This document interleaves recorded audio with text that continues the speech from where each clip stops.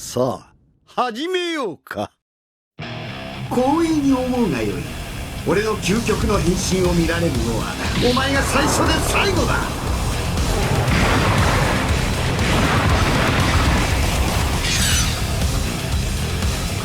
さあ始めようか。 Released at the end of October, transforming STR Cooler instantly took the throne of strongest TUR in the game. Cooler introduced the Terrifying Conquerors category into the game, and was also the leader for Transformation Boost, giving both categories 3 key, 130% to HP, and 170% to attack and defense. Terrifying Conquerors consisted of various powerful villains, specifically from the movies, and Transformation Boost consisted of many of the main villains from the various Dragon Ball series, as well as EZA Int Janemba and LR Tech Broly. This made Cooler's team by far the strongest villain team in the game, and he was competing with the likes of LR Gohan and LR Gobros for best leader skill in the game. In base, Cooler gained 100% attack and defense at the start of turn, and lowered attack and defense on Super. But what made this unit so disgustingly good was his jaw-dropping support capabilities. When facing one enemy, Cooler gave Transformation Boost allies 2 key and 30% attack and defense. And when facing 2 or more enemies, he gave Terrifying Conquerors allies 2 key and 50% attack and defense. In Super Battle Road, he was giving allies Physical Kid Buu levels of support, and massively juiced the performance of all Terrifying Conqueror allies. In every other event in the game, he was still giving a substantial 2 key and 30% to Transformation Boost allies, making it very easy for the units around him to super, offsetting the lack of shocking speed in his kit. He was already busted in base, and a must-run on all of his teams thanks to his powerful support, but this was far from the full extent of Cooler's power. Cooler could transform into Final Form Cooler starting from turn 3, when there is a Pure Saiyans or Hybrid Saiyans enemy, or when facing only one enemy starting from turn 6. Transformed Cooler gained 3 key and 180% attack and defense at the start of turn, and launched an additional attack that had a medium chance to be a super. His high start of turn stats and chance to super multiple times within the turn were already more than enough to solidify his dominance, but these next 2 abilities pushed Cooler into a realm of power unmatched by every other TUR. When facing a Pure Saiyans or Hybrid Saiyans category enemy, Cooler performed guaranteed critical hits.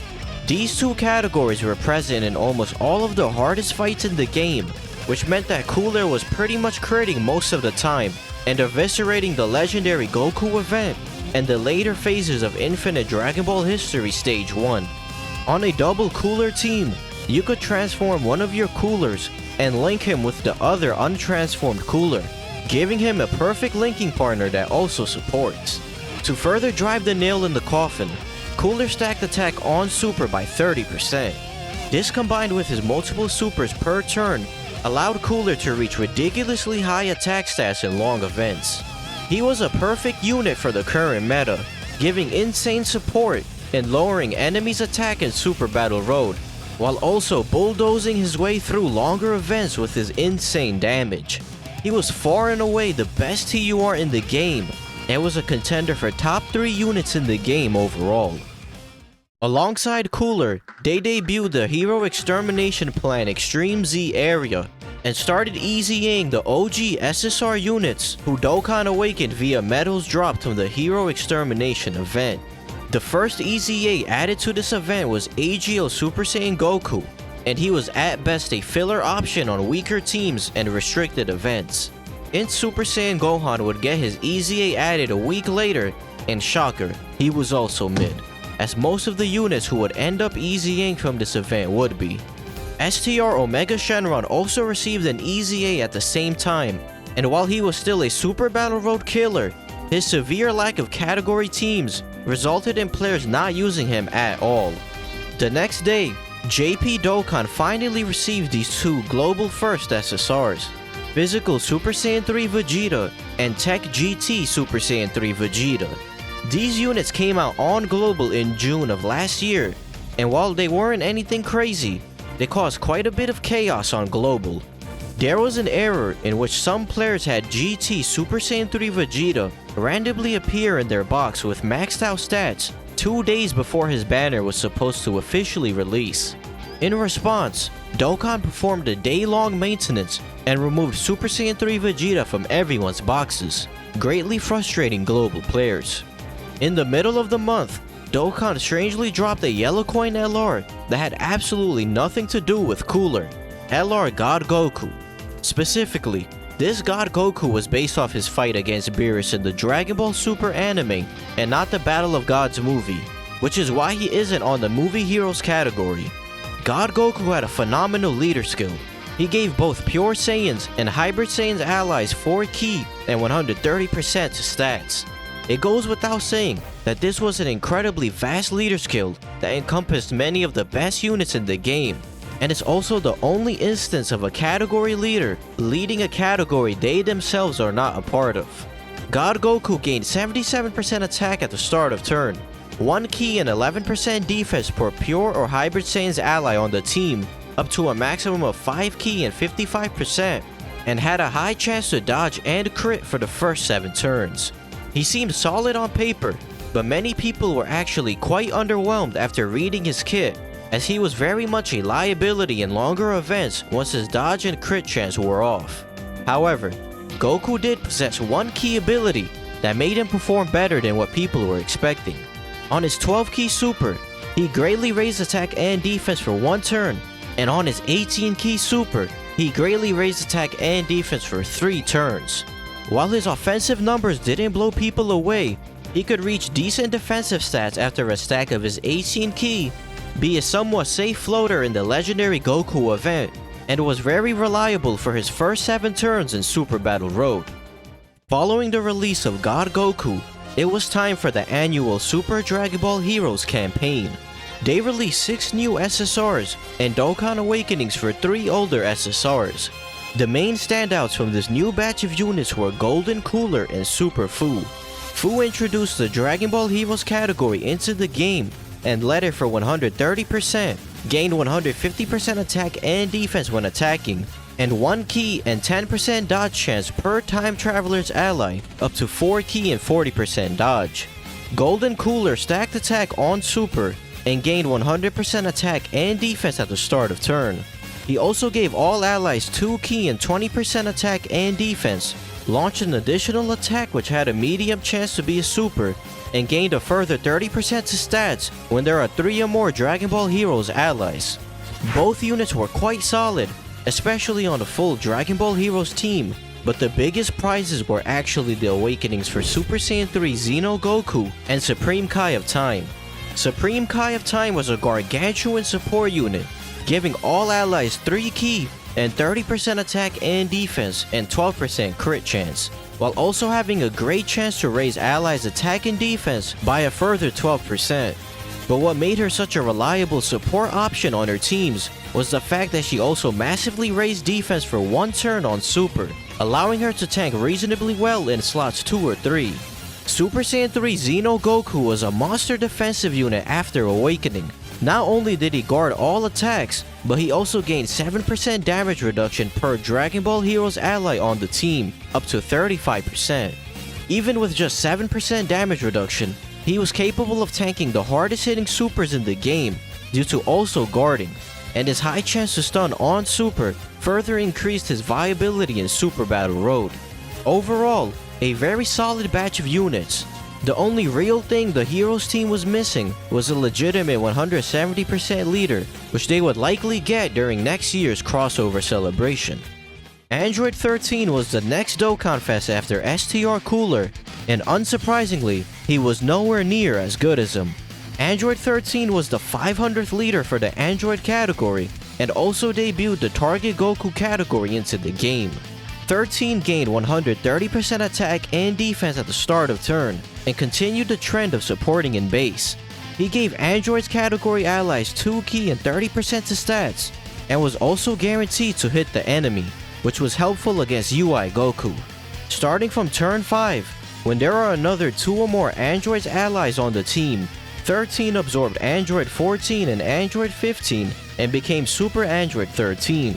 Super 13 now gained 3 ki, 130% attack and defense, disabled enemies guard, had guaranteed hits, and gained 13% attack and defense per target Goku ally on the team. He also performed guaranteed crits when facing a Goku enemy, making him really good in the legendary Goku event.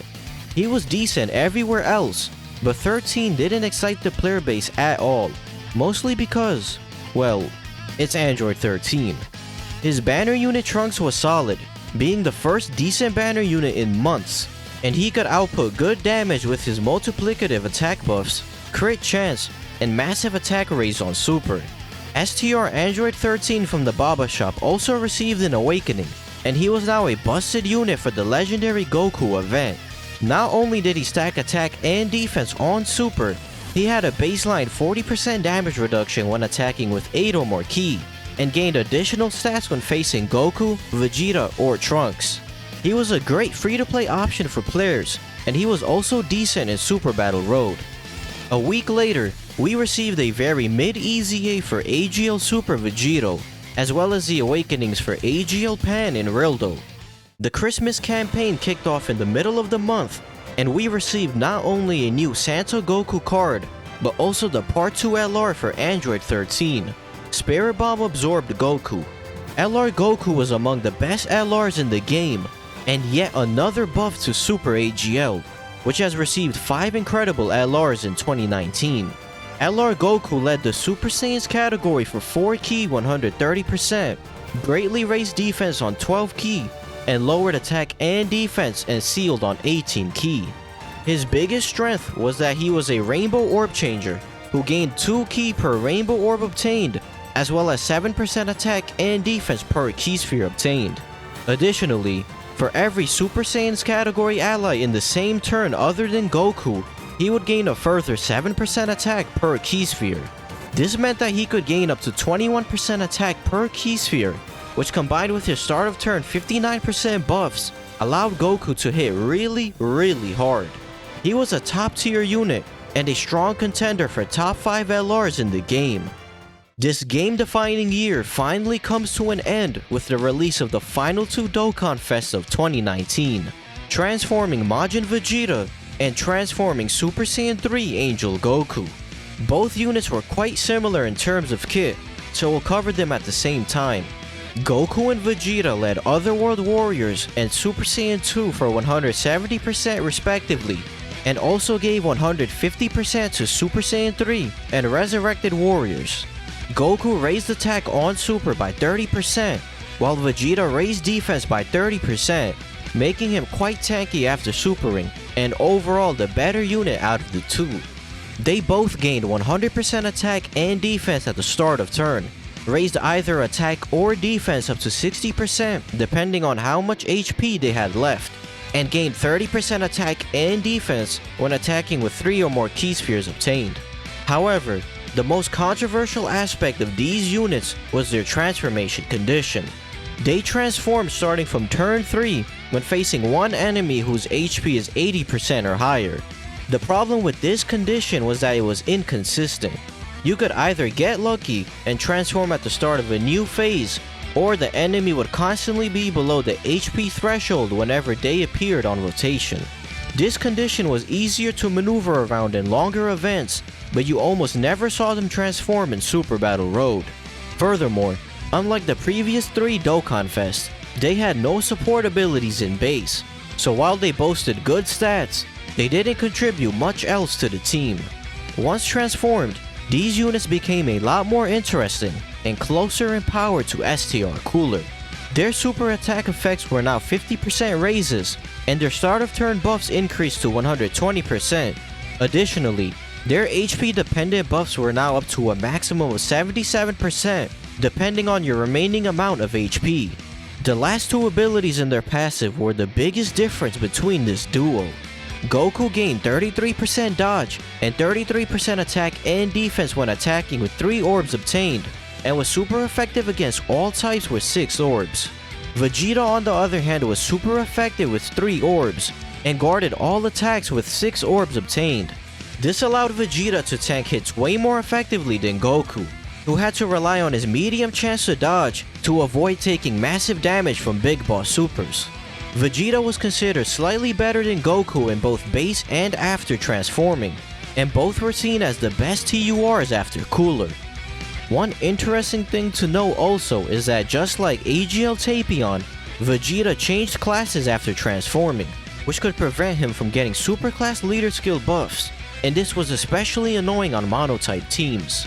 The banner units for Goku and Vegeta were Gohan and Deborah, and they gave Super or Extreme class Majin Buu Saga allies support respectively, making them solid options for specific Majin Buu Saga setups. The New Year's Step Up banner made its expected return at the end of the month, finally capping off the best year of Dokkan to date. 2020 had massive shoes to fill, but luckily for players, they had good reason to believe that this upcoming 5th anniversary would likely be the most hype celebration yet. But before that, in the middle of January, they released the awakenings for the STR type support units, as well as an EZA event for STR Majin Vegeta and AGL Super Saiyan 2 Angel Goku. These units had just Dokkan awakened during the 4th anniversary, so they unsurprisingly didn't change much. The countdown to the 5th anniversary began a week later, teasing a Dragon Ball Super themed celebration, and players knew exactly who was coming. You see, a few months prior to the 4th anniversary, around October of 2018, Ichiban Kuji announced a Dokkan Battle figure collaboration that would release in February 2019. This figure ended up being none other than Super Saiyan 4 Vegeta, one of the headliners for the 4th anniversary. You can probably see where I'm going with this. In October of 2019, Ichiban Kuji announced another Dokkan Battle collaboration figure for February 2020, revealing that the 5th anniversary headliner would be Gogeta Blue. And based on the countdown images, Gogeta would be accompanied by Vegeta Blue, marking a double fusion anniversary. Dokkan had every intention of surpassing 2019 by kicking off the year with the most hype celebration in Dokkan past, present, and future.